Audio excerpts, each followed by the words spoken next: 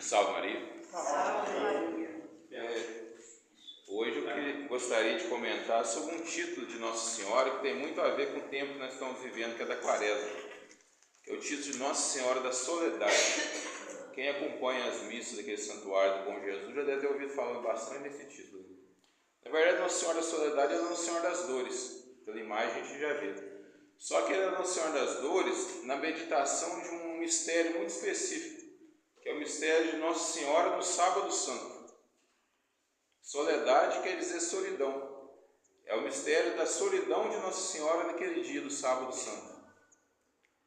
É o dia que Nossa Senhora ficou sem Jesus fisicamente. Nossa Senhora é a única que teve com Jesus a vida toda.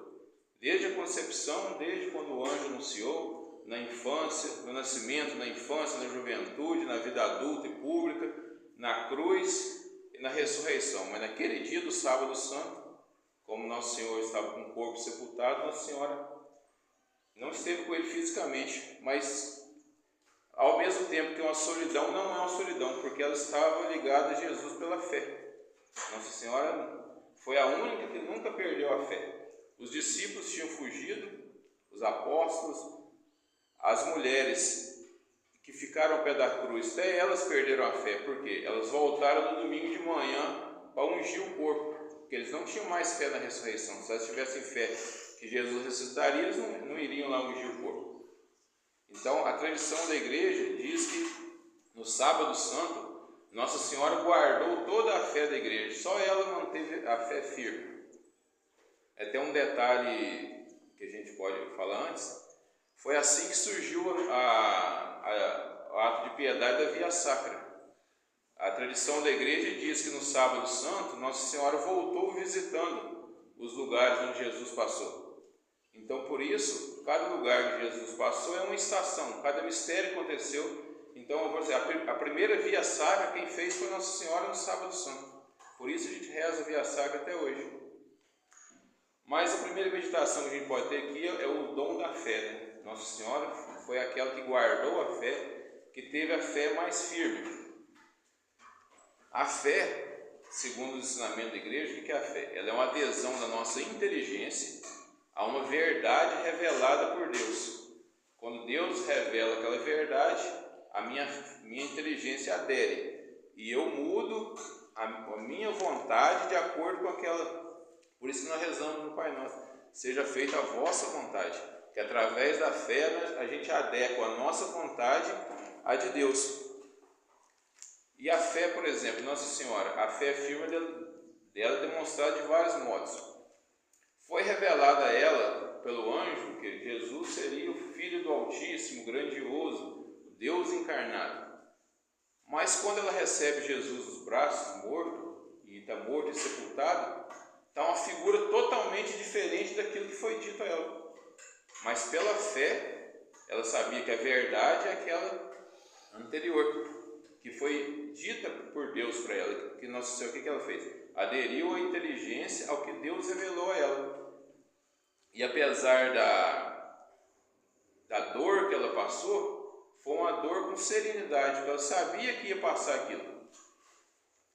Isso acontece também na vida da gente. Às vezes a gente vê que a vontade de Deus é uma coisa, mas aquilo está fazendo a vida da gente ficar difícil. O processo de conversão nosso assim, é assim mesmo. Quanto mais você muda, tenta mudar as coisas, aparece mais obstáculo. Mas isso também é uma provação na fé e um modo da nossa fé ficar mais purificada. A gente tem muita tendência a se agarrar nas coisas e pessoas, mas coisas e pessoas falham, só Deus não falha. Então, quando Deus permite situações na vida da gente que parece que nada mais tem sentido, é a hora de agarrar aquilo que a fé diz. Porque pela fé a gente vai passando esses. Se Deus revelou que Ele é todo poderoso, todo misericordioso, Ele está olhando pela gente o tempo inteiro, mesmo que pareça que não está. Então, se a gente mantém essa fé firme, a gente vai passando pelos obstáculos com mais serenidade. Existem dois modos assim da gente aumentar a nossa fé. Primeiro é pedindo a fé a Deus. existem 3 virtudes que a igreja chama de virtudes teologais. Teologais quer dizer que vem direto de Deus, que é a fé, a esperança e o amor, caridade. São virtudes que a gente precisa pedir. As outras virtudes, todas elas a gente tem que pedir a Deus, se esforçar para o crescimento, mas elas podem também surgir de modo natural. Eu até dei um exemplo aqui já. Imagina pessoas que estão passando por uma situação de guerra. Hoje em dia no mundo tem vários lugares assim. Até aquelas pessoas que não têm fé em Deus, não acreditam, elas têm que exercitar a virtude da fortaleza. Elas têm que ser fortes para resistir aquilo ali. Então a fortaleza é uma virtude que a gente pode pedir a Deus, a gente pode crescer nela, mas não necessariamente você precisa ter uma fé firme ou uma fé em Deus para você ser forte. Agora, a virtude da fé, da esperança e do amor, caridade, que é o amor a Deus acima de tudo, essas virtudes é necessário você pedir a Deus, que ela só pode vir direto, de cima para baixo. Não é uma virtude que começa com você de baixo para cima. Então a gente deve pedir muito aquela oração, né, que a gente reza muito durante a missa: meu Deus, eu creio, mas aumentai a minha fé. A gente deve fazer essa oração todo dia, várias vezes ao dia, sempre nos momentos de oração, pedir a Deus que aumente a nossa fé. E o segundo ponto é fazer atos de fé. Atos de fé é o que eu expliquei anteriormente. É quando as coisas parecem que não estão de acordo com a fé que Deus ensinou, mas você mantém firme naquilo ali, porque Deus revelou que é aquilo ali. Um exemplo muito claro, eu sempre falo todas as vezes: a Santíssima Eucaristia. O que ensina a fé da igreja? Na Santíssima Eucaristia, após o padre fazer a consagração, não tem mais pão e vinho, tem aparência, gosto de pão e vinho, mas quem está ali é Jesus Cristo em corpo, sangue, alma e divindade. Então eu me comporto diante da Eucaristia como eu me comportaria diante do próprio Cristo, se eu tivesse vivido na época que ele esteve aqui na terra, em adoração, em respeito, em confiança, não de qualquer jeito, como se eu estivesse passando perto de qualquer coisa. Então, toda vez que eu exercito, eu faço um ato de fé.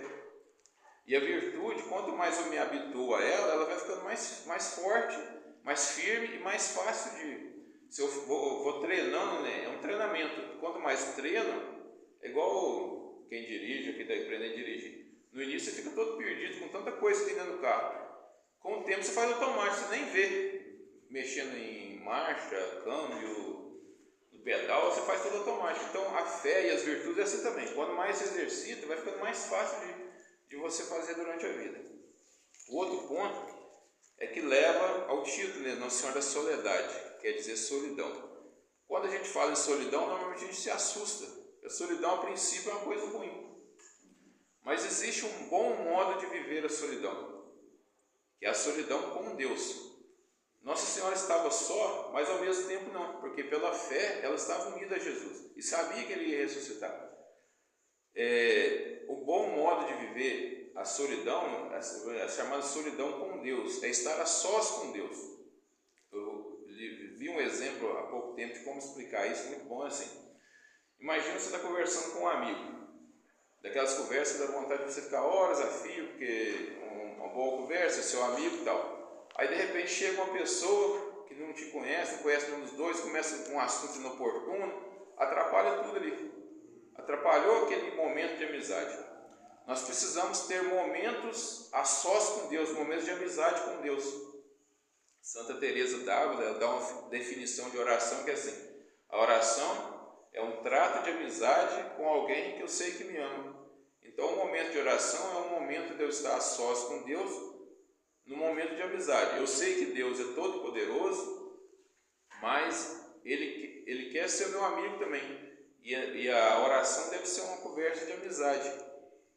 E o que seria esses negócios inoportunos que atrapalham o nosso momento com Deus? São os barulhos externos e internos. Mesmo a gente morando numa cidade pequena, é barulhento. É muito barulho em torno.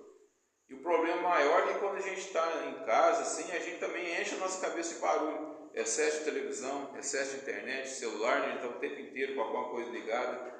Excesso de preocupações, excesso de imaginações. Isso tudo são barulhos que atrapalham essa solidão com Deus, esse trato com Deus.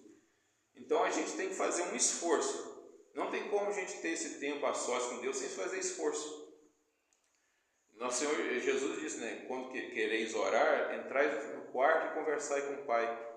Jesus, várias vezes, quando ele queria rezar, o que ele ia? Para um alto monte, em lugar reservado.